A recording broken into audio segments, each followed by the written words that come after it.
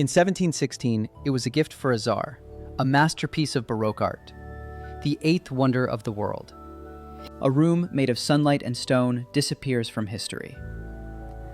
6 tons of amber, gold, and mirrors vanish without a trace. But in 1941, war arrived at the Catherine Palace. The walls themselves were stolen. Their destination was Königsberg Castle in Germany. Here, the trail begins to grow cold. The chronicler watches the record of this desecration. Every piece was numbered, packed into 27 crates. For a brief time, the room was reassembled, a prize of war displayed for Nazi officials. A fragile triumph. Then, in 1945, the Allies bombed the city into ruins. The castle burned for days. And when the smoke cleared, the crates and the amber room were gone. This is the core of the paradox. How does a 6-ton room simply vanish from a castle vault? The records end abruptly. The witnesses offered conflicting stories. Chaos was the perfect cover. Did it burn? Was it moved just before the attack? Or was its disappearance the final, secret act? The manuscript turns to a new chapter. The great gamble to find it begins now. The stakes are immense. Not just a piece of history, but a treasure worth over $280 million. The first major theory: it was simply destroyed. Turned to ash in the fires of Königsberg. For decades, treasure hunters have risked everything. They chase ghosts through history, armed with hope and technology. Amber is a resin, after all. It burns with intense heat, leaving almost no trace behind. This is the simplest answer. And for many historians, it is also the most likely. But another theory whispers from the depths. What if the crates were moved before the bombing? This leads us to the cold, dark waters of the Baltic Sea. A graveyard of Nazi ships. Many believe the treasure was loaded onto a vessel like the Wilhelm Gustloff, sunk in early 1945. A tomb of steel and secrets, holding thousands of souls, and perhaps a priceless treasure. Then there is the third path, the most tantalizing one, the path that leads underground. Countless Nazi bunkers and secret mines were scattered across Europe, built to hide their stolen wealth. Could the Amber Room be waiting in one of them, perfectly preserved in the dark? Modern hunters use ground-penetrating radar, sonar, and declassified documents to guide their search. 3 theories: fire, water, or earth. Each path presents its own set of clues. The risk of failure is high, the cost enormous. But the reward? The reward is immortality. Let's return to Königsberg. Soviet investigators sifted through the castle rubble for years after the war. Now, we unravel the map. We follow the clues left behind in the chaos of war. This absence of evidence is itself a powerful clue.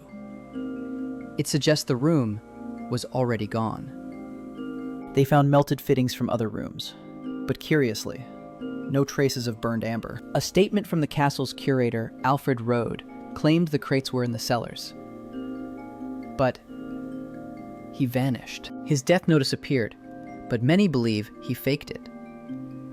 Another ghost in the machine. So the fire theory weakens. The chronicler marks this path as unlikely, turning the page. Now to the Baltic.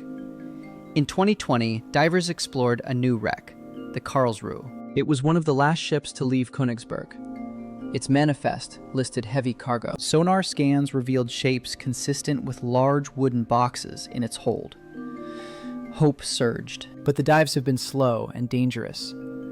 The depths guard their secrets well. So far, nothing definitive has been brought to the surface. The wait continues. The sea route remains a strong possibility. But the clues on land are just as compelling. A declassified document surfaced recently.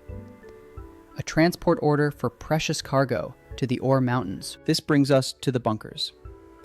In the final days, the Reich moved vast treasures underground. This region is riddled with old silver mines, perfect hiding places, engineered to last centuries. A team of researchers brought in ground-penetrating radar. They began scanning near a forgotten railway line. The radar showed an anomaly. A large, man-made cavity 30 feet down. But another clue emerges. This one from a soldier's diary. It speaks of a different location. The chronicler notes the coordinates. Is this a sealed mine shaft? Or a tomb for a lost wonder? We hid the amber gods in the salt. A salt mine would be the perfect preservative. He traces the new path on the manuscript's map. The web of possibilities grows more complex. Each clue solves one puzzle while creating another. It is a labyrinth made of paper and time. Revisiting the ship theory, a new name surfaces. The Goya. Also sunk, also carrying refugees and cargo. This fragmentation of the search is deliberate. It reflects the chaos of the Reich's collapse. There wasn't one plan to hide treasure. There were dozens. Competing plans. Secret plans.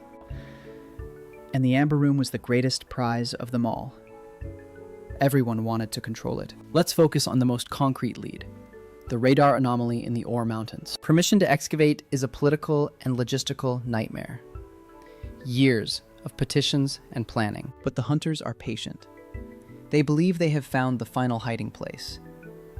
While they wait, other clues are re-examined. A mosaic is found in a private collection. It was taken by a German soldier. Its survival proves not everything was destroyed. This small victory reignites the entire search. It gives tangible hope to all the theories. The chronicler weighs the evidence. The empty rubble, the ship manifests, the secret tunnels. Their plan was not just to win the war, but to control the peace that followed. The bunker theory seems strongest.